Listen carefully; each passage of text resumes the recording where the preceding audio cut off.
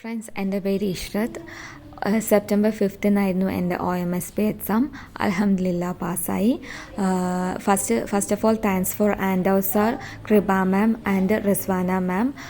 കൃപ മാം എനിക്ക് നല്ലോണം ഹെൽപ്പ് ചെയ്ത് തന്നിട്ടുണ്ടായിരുന്നു. ഞാൻ രാത്രിയൊക്കെ മാമിന് മെസ്സേജ് അയക്കുമായിരുന്നു. പക്ഷേ മാം എനിക്ക് നല്ലോണം ഹെൽപ്പ് ചെയ്ത് ഡൗട്ട്സ് എല്ലാം ക്ലിയർ ചെയ്ത് തന്നിട്ടുണ്ടായിരുന്നു. അതേപോലെ തന്നെ ആൻഡോ സാറും എനിക്ക് ഡൗട്ട്സ് എല്ലാം നല്ലോണം ക്ലിയർ ചെയ്ത് തന്നിട്ടുണ്ടായിരുന്നു. Thank you sir.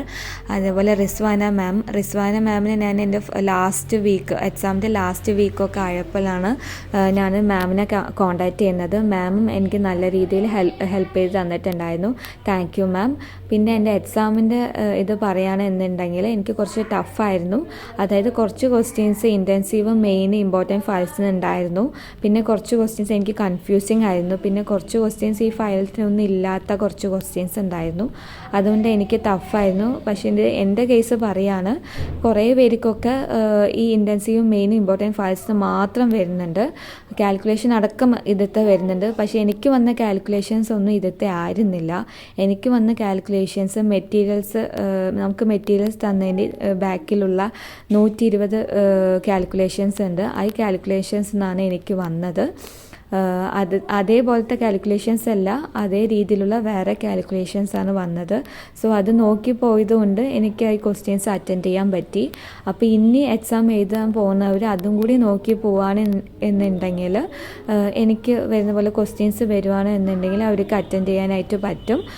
സാറിൻ്റെ കാൽക്കുലേഷൻസ് വീഡിയോ ഉണ്ട്, അത് കേട്ട് നിങ്ങൾ ഇത് പഠിക്കുകയാണെന്നുണ്ടെങ്കിൽ നിങ്ങൾക്ക് പെട്ടെന്ന് മനസ്സിലാവും. പിന്നെ എനിക്ക് പറയാനുള്ള കമ്പയർ സ്റ്റഡി ഭയങ്കര യൂസ്ഫുള്ളാണ്. നിങ്ങളുടെ കൂടെ വേറെ ആരെങ്കിലും OMSB പ്രിപ്പയർ ചെയ്യുന്ന ഫ്രണ്ട്സൊക്കെ ഉണ്ടാവും.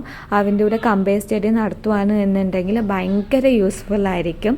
പിന്നെ പറയാനുള്ള റിപ്പീറ്റേഷനാണ്. എത്ര നമ്മളിപ്പോൾ ഒരു മെയിനും ഇൻറ്റൻസീവ് ഇമ്പോർട്ടൻറ്റ് ഫയലൊക്കെ പഠിച്ചു കഴിഞ്ഞു എന്ന് വെച്ചാൽ ഒരു പ്രാവശ്യം പഠിച്ചു കഴിഞ്ഞു വന്നിട്ട് വേറെയിലേക്ക് പോവാതെ ഇത് തന്നെ റിപ്പീറ്റ് ചെയ്ത് തറവാക്കി കഴിഞ്ഞ ശേഷം നിങ്ങൾക്ക് അഥവാ വേറെ നോക്കുകയാണെങ്കിൽ നോക്കാം. ഇത് റിപ്പീറ്റേഷൻ എത്രത്തോളം നമുക്ക് റിപ്പീറ്റേഷൻ ചെയ്യാൻ പറ്റും അത്രത്തോളം റിപ്പീറ്റേഷൻ ചെയ്യുക. പിന്നെ പഠിക്കുന്ന സമയത്ത് ക്വസ്റ്റ്യൻ ആൻസർ മാത്രം പഠിച്ചിട്ട് പോവാതെ എന്തുകൊണ്ട് ഈ ആൻസർ വന്നു, ബാക്കി ആൻസറെല്ലാം എന്തുകൊണ്ട് വന്നില്ല എന്നും കൂടി പഠിച്ചിട്ട് പോവുകയാണെങ്കിൽ ക്വസ്റ്റ്യൻസ് എങ്ങനെ കൺഫ്യൂസ്ഡ് ആയിട്ട് വന്നാലും നമുക്ക് ആൻസർ ചെയ്യാനായിട്ട് പറ്റും. സോ ഇനി എഴുതാൻ പോകുന്ന എൻ്റെ എല്ലാ ഫ്രണ്ട്സിനും wish you all the best.